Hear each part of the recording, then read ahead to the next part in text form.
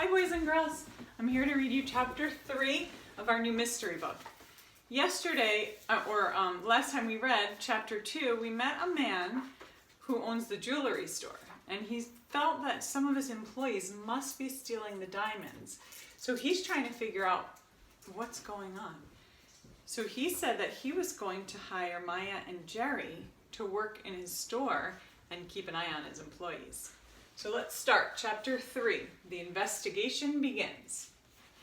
The next day, the sun was shining brightly. Maya and Jerry each packed a bag containing their detective kits and took the bus to Church Street. They got off in front of the hotel just down the road from Mohammed Carrot's famous jewelry store between the cafe and the post office. Jerry and Maya walked to the old church so they could get a look at the store from across the street. The store was at street level, and Mr. Carrot owned the 2 floors above it. "So, there's a diamond thief in there somewhere," said Jerry. "Are you scared?" Come on, let's get started," scoffed Maya, dragging Jerry toward the store. They crossed the street and opened the front door. A bell chimed as they went in. Maya looked around carefully. An elderly assistant asked if she could help them. When Maya asked to speak to the owner, the assistant led the 2 detectives to an office at the back of the store.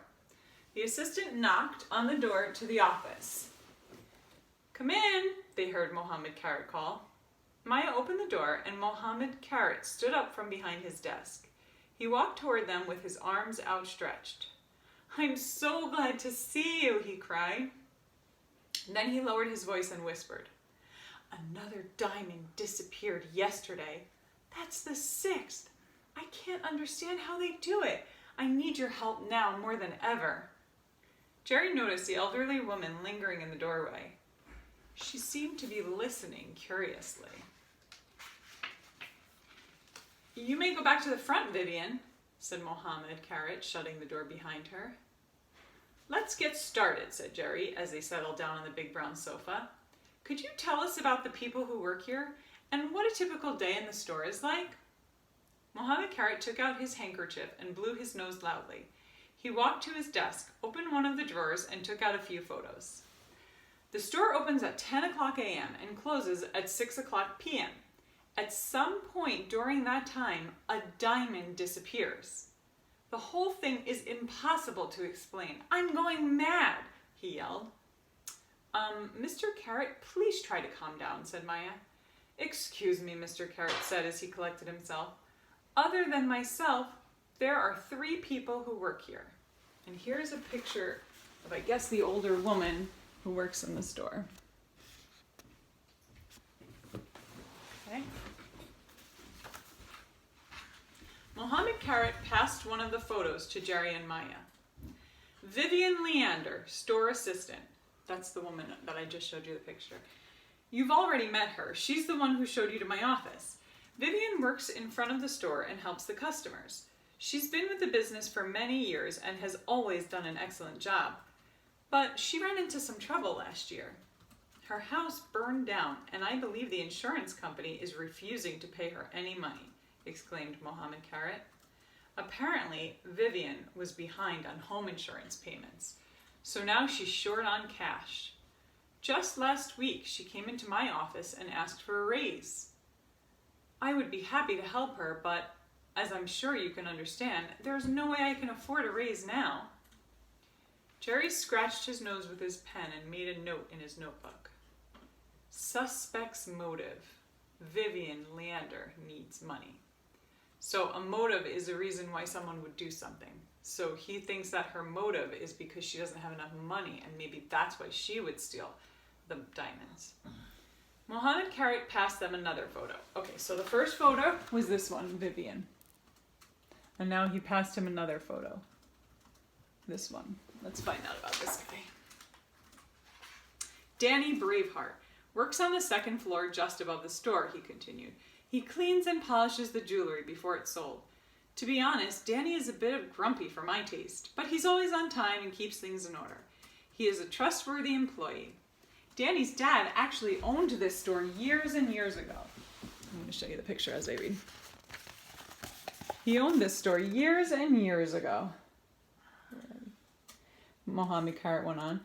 But he had financial problems and had to sell it. That's when I bought the store. Otherwise, Danny would be the boss here today. Jerry didn't have to scratch his nose this time. He simply wrote, "Suspect's motive. Danny Braveheart wants to take over the store." Okay, Mohammed Carrot passed Jerry the last picture. Luke Smith works on the top floor of the building. He cuts diamonds and sets them into elegant rings and necklaces. Luke hasn't worked here very long, but he's careful and very good at his job. He's worked in the jewelry business for many years, and his previous employers were very pleased with him. Luke likes nice clothes and fast sports cars. He bought a new car just last week, actually. Mohammed Carrot laughed. You should have seen Danny Braveheart's face when Luke showed off his new car. Danny looked at the car with disgust, and then at Luke with loathing.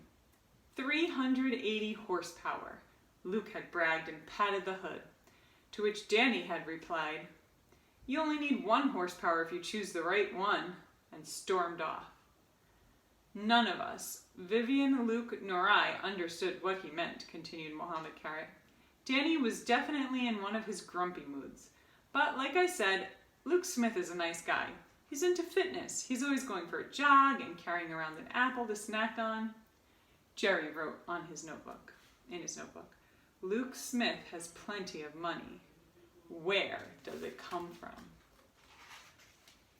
All right then, I think that's all you need to know, said Mohammed Carrot as he sprang up from the sofa. Now I'll introduce you to the staff. There's a picture from that page. And that's the end of our chapter. So we got to know the 3 suspects, the 3 employees. So we'll have to find out what happens when we get into the suspects a little more in chapter 4. All right, guys, have a great day. See you later.